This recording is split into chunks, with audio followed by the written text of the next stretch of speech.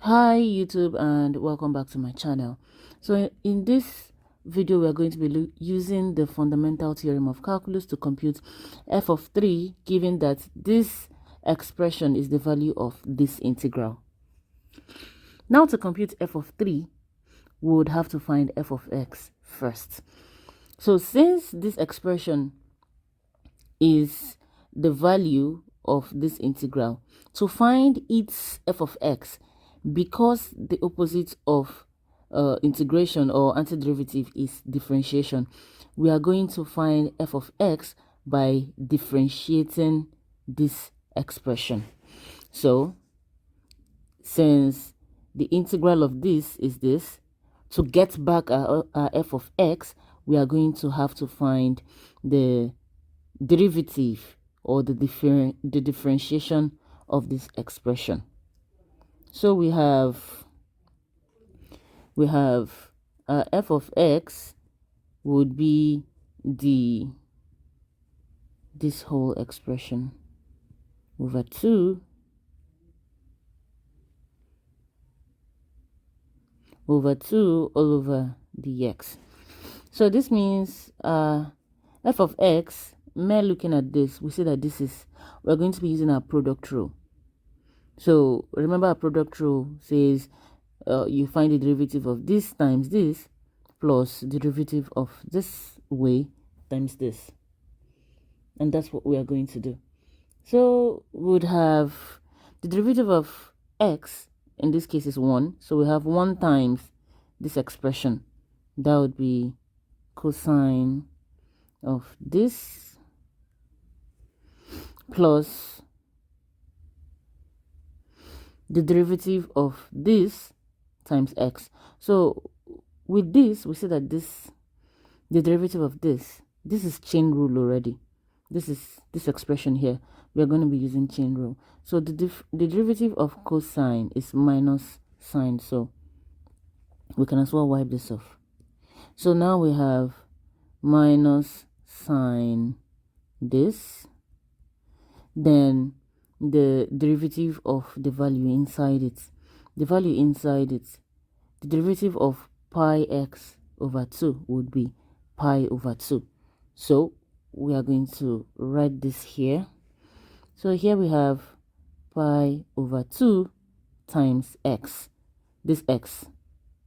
So we have pi x over 2. So this is our value for f of x. I hope this is clear enough.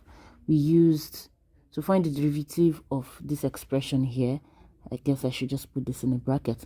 To find the derivative of this expression, because this is simply x times cosine of whatever this is product rule. So product rule says, if let's call x f, and let's call the second term cosine, whatever it is we have here, g. So product rule says to find the derivative of this, would do f prime g plus g prime of f. So that's simply what we did here. We found the derivative of x, which is our f, and its derivative is 1. So we have 1 times this expression here plus derivative of this expression here times f. I'm just trying to recap. So we have 1 times this, which is this, plus the derivative of cosine of this. Cosine is just like minus sine. So now we no longer have plus because the derivative of cosine is minus sine. So we have minus sine this, and seeing that what we have inside here is in terms of x, the derivative of cosine of pi x over 2 would use chain rule for it. So that simply means when we find the derivative of this cosine, we also find the derivative of the value inside the bracket, and the derivative of the value inside the bracket is pi over 2. Then we won't forget our f. Our f in this case is x, so we have pi over 2 times x, this x, then sine whatever we have here. I hope this is clear enough. So now we have this, and to find f of 3, we have, wherever we see we have x, we are going to be replacing it with 3. We just substitute 3 for x. So we have cosine 3 pi over 2 minus 3 pi over 2 sine 3 pi over 2. So if we can remember our cosine graph, let's just do a little sketch. I think I should change the color of my pen. Yeah, let's just do a little sketch. This is our cosine graph. It goes this way, this way, this way, this way. So here we have 0, here we have our pi over 2, here we have our pi, here we have our 3 pi over 2. This is our cosine graph. So we see that the value of cosine of 3 pi over 2 here, it's 0. So it means we have here, this is equals 0 minus, for our sine graph, here we have 3 pi over 2.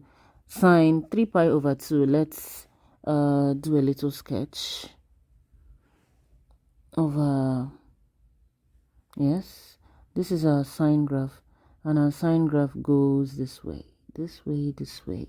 So here we have 0, we have pi over 2, we have pi, we have 3 pi over 2. So at this point where we have our 3 pi over 2, the value here is minus 1. Of course, this oscillates from minus 1 to 1. So our value at 3 pi over 2, it's minus 1.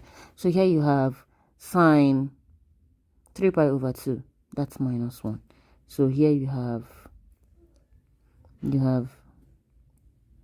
minus 1. So we want to multiply.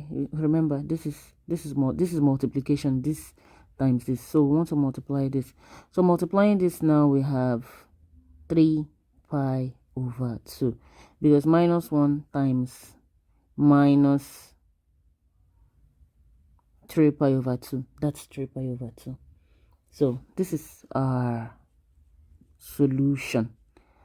I hope this was pretty clear, and I hope you enjoyed this video. If you did, don't forget to subscribe, like the video, share with your friends, and I look forward to seeing you on the next one. Bye.